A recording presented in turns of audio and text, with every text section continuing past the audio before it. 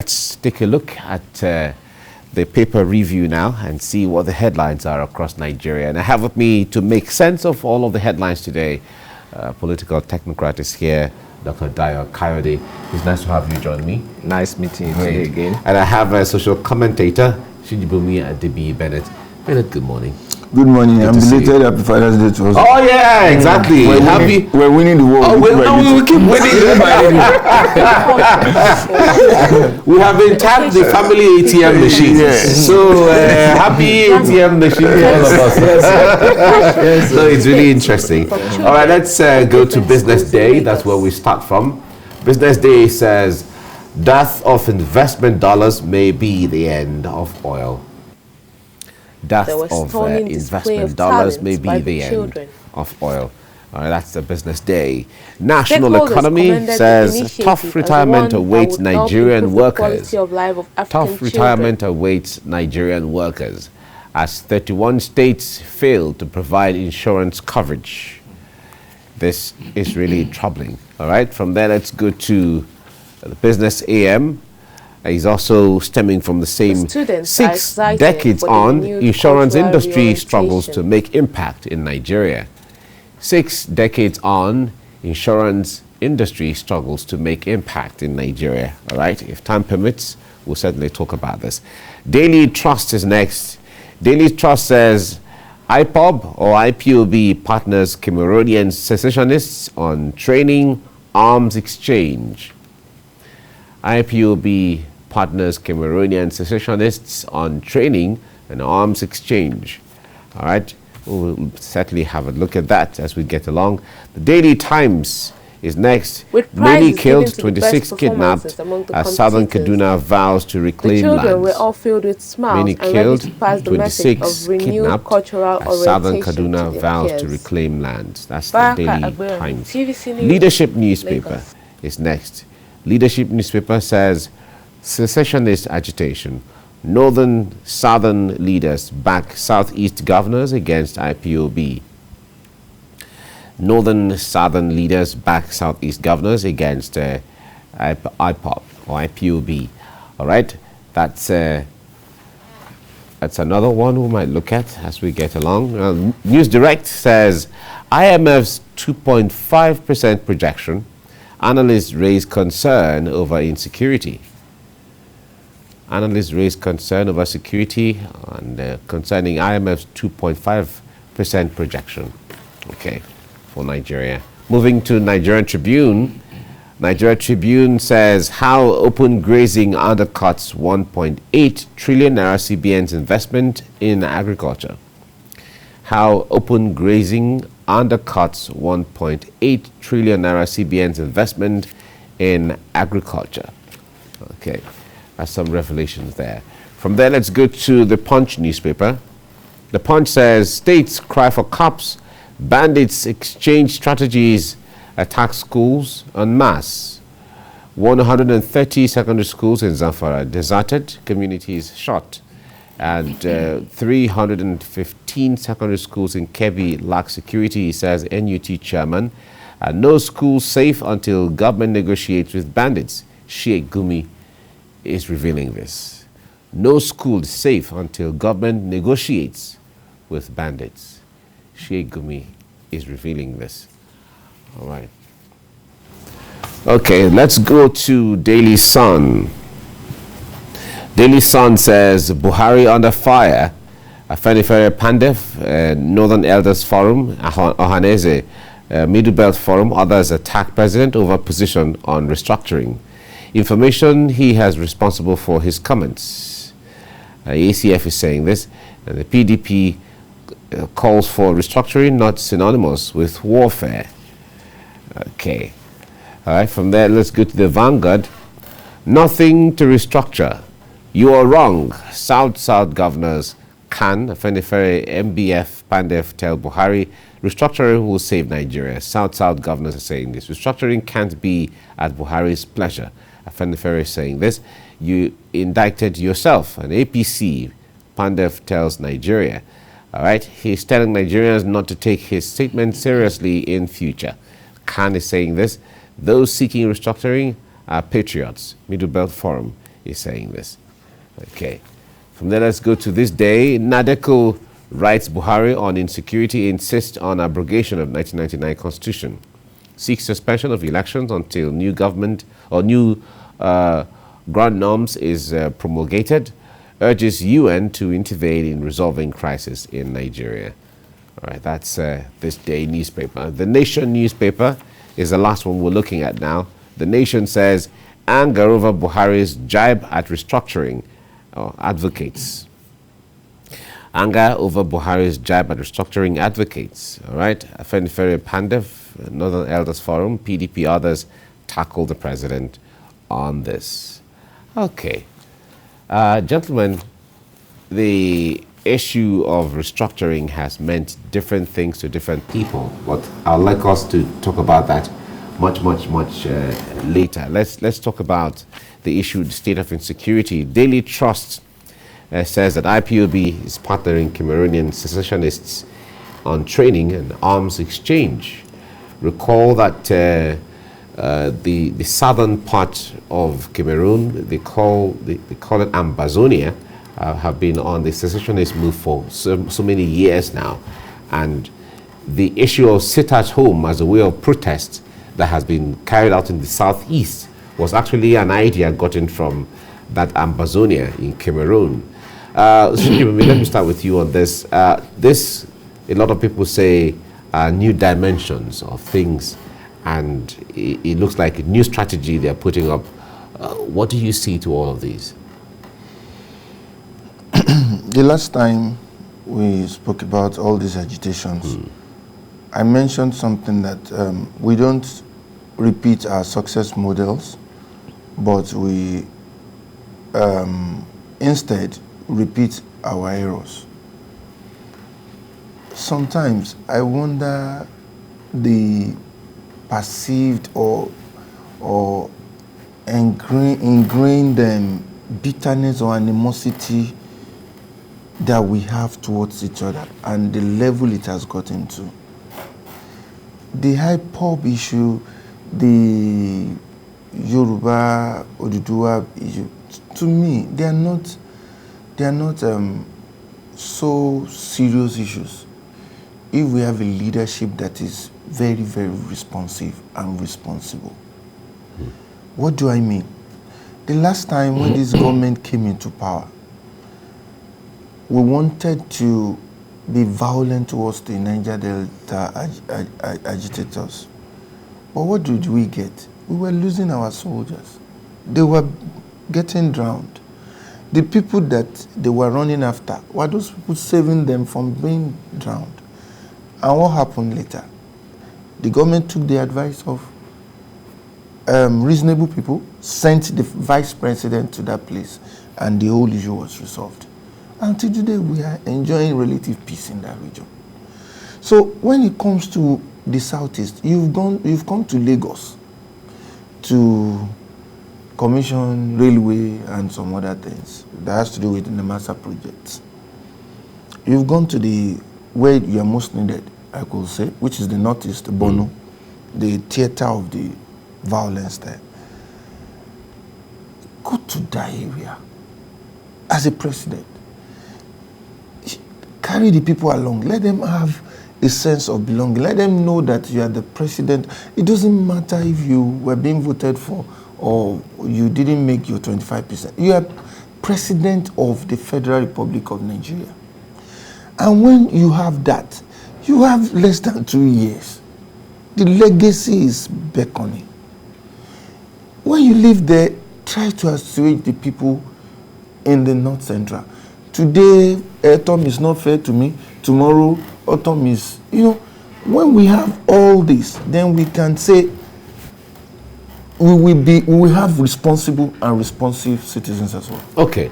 Now, Dr. Okade, the issue of collaboration, because sometimes when collaborations like this come into play, it changes the dynamics, because there'll be some things learned, and then there'll be new areas of vision, let me say, if I put it that way. What steps should the government of Nigeria be taking now? Shinibu has talked about the issue of let government come down to the level of trying to negotiate? You see, I have once studied I don't want to call it abnormalities now. Rather, I will call it security breaches that have been happening in Nigeria over a period of time. And I've labeled it as a result of leadership failure. Leadership failure in terms of leadership in all its ramifications.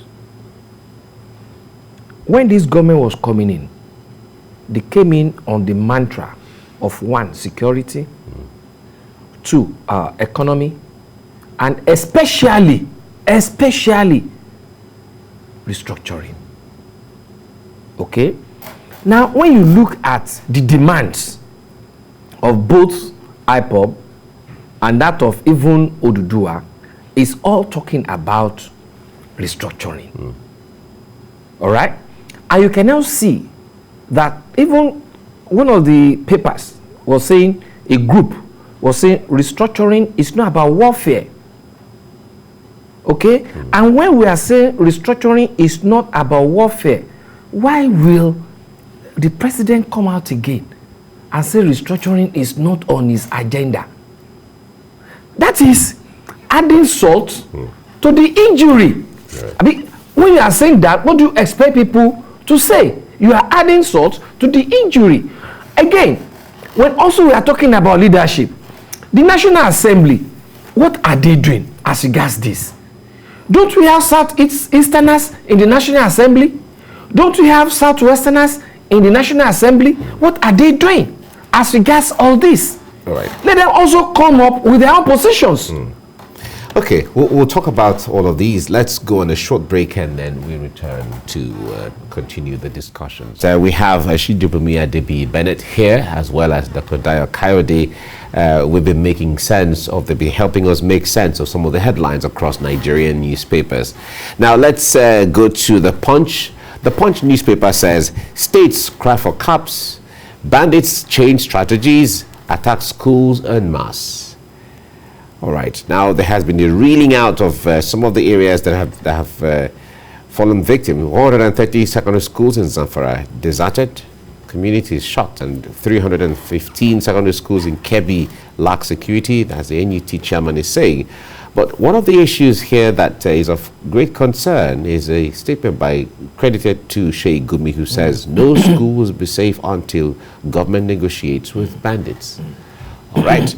These are dimensions. All right. Now, Sheikh Gumi has been respected Islamic scholar, has been in the news in the last couple of months, and he has been helping to ensure that there is peace in some of the regions by negotiating, meeting with bandits and talking to them on how to lay down arms and all of that. He is saying that schools will not be safe until there is negotiation.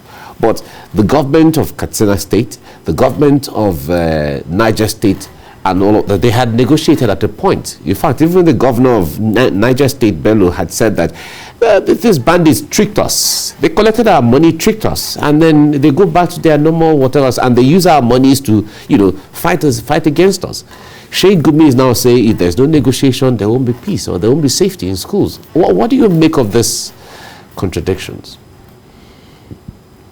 I would not want to be too harsh on the man. If not, I would have said maybe there is a percentage he's getting from the ransom. No. And so many times I try to look at issues from everybody's perspective. I look at the pros and cons, so it doesn't look like because you're on TV, you can talk, you just make a blanket statement. Now let's look at the antecedents of this banditry and ransom paying and negotiation. The governor of Kaduna did it at a point. The governor of Katsina did it at a point. And one other governor that in the northwest as well. And it was this Zamfara. Zamfara, of course. It was the same governor of Katsina that was really an advocate, that went to the bush, that even took a selfie, a photo session with those people that now said, we've paid them more than twice. And it's still the same result. Don't forget the last time as well, one of them that said he wasn't going to be abducting people again, now went back to the bush. And 2 days after he got back to the bush, there was, I think, internal wrangling between them, and he was killed. If you give them money 2,000 times, they will come back 2,001 times. Because they've left their core profession, which is farming and cattle rearing. They've seen a cheaper way to make money. So once they take that money, so many of them have been arrested. They said they took the money to buy cattle, because the business wasn't doing well again. And after they got the cattle and they now had cattle, they were still doing the same thing because it's cheap money. It's just like armed robbery. So now, if you are saying they have to negotiate with them, and they negotiate with them and give them money, when they finish spending the money, they will come back. The only language of negotiation they understand is violence. So give it to them the way they understand it. Just like the president said, in the language they understand. Sometimes we may not like it, and this is realistic. This is reality. I like to be realistic. There will be, what's it called, this casualty, when the innocent may be caught in the crossfire. Yeah. But we need to face them. Oh, okay, Dr. Kayode, this issue of negotiation, almost everyone has said, looking at the antecedents, like Shijibumi has said, it doesn't seem to be working, especially when you talk about negotiating with terrorists or negotiating with bandits or negotiating with herders, whatever the thing is, because these are not state actors. The point there is you may have an agreement, and so those kind of negotiations sometimes are not written down and all of that. And the issue of trust is there, where you can't trust these people. They can wake up anyhow and do whatever they want to do at whatever point. If the government is not able to handle this, let me say, is the government overwhelmed, as much as it is said that the use of outright war and equipment are not the only solution to things like this? There has to be negotiation too. But then negotiation has not really worked in the context of banditry. There's a Yoruba proverb which says, when the wall is not opened, there's no way a lizard will enter there. Okay? It's even biblical too. So the issue is, who in government are backing up these people? I will tell you. He made mention of something there. A governor went to the bush and he took selfie with those bandits. Abi? And he said, yes, we're this and all that. What are you supposed to do with those bandits? That's number one. Number two, what exactly has Sheikh Gumi done in the past with this government? And they are now afraid of picking him. I won't. You say you want to be lenient on him. But why would they pick him? I will not be lenient on Sheikh Gumi. But what has he done? Do you know why? He has always been coming around to say negotiate with these people. And each time they negotiate with them, they renege on those negotiations. So he should be irresponsible for him to have been saying this. But he knows them. But he's putting his life on the line to go to the bushes sometimes. What kind of life? Look at what he said. Me, it was even on my mind to even ask him, what percentage has he been taking on this money ever since? I mean, the issue is this. If he has not been backing them up, look at the children. These are future. These are Nigerian future. Look at those guys that were killed. Even look at the one that just escaped with the gunshot wounds last week. These are issues that we need to take into proper perspective. Let Gumi be arrested. By the time he's being arrested and questioned, it will show us why all these things are happening. But and I can assure you. On what ground will the Sheikh Gumi be arrested? He's just giving his own advice. No, what kind of advice is that? He's just giving his own advice. Because he knows them And he has been the one that is negotiating on behalf of these people, is the one that have been collecting this money on behalf of these people, then why have they been reneging? Why? Yeah, but is that supposed to be? There is what we call that. I mean, there is contract between them, between Sheikh Gumi representing those people and government in releasing people. But then, when there is a contract and you now renege on that contract, what is supposed to happen? All right. He's reneging on contract and then putting the future of Nigeria into problems. All right. Now, the Sheikh Gumi is not the bandits. He is just. He is their leader. He is their leader. No, you wouldn't say that. I'm saying that because he is the one negotiating for them now. That's your opinion. It's my opinion. The point there is Sheikh Gumi is a respectable Muslim cleric who is trying to help and assist. Is that Islamic cleric by helps? coming in between what government can do and what the bandits should do so that there can be peace. That is the projection. I'm telling you, if Sheikh Gumi really wants peace in this country, with all the negotiations he has been making, they're supposed to have stopped this menace. All right, let's leave it here now. I take everything you've said as your opinion on this, and let's see how some of the things he has brought forth. The government, on the other hand, has a way of analyzing some of these things to know which is the best way to go about it. Dr. Dayo Kayode, thank you very much for coming on the program. Thank you so much. Shijibumi Adebi Bennett, thank you very much for coming. Thank you for having me. Thank you. Right.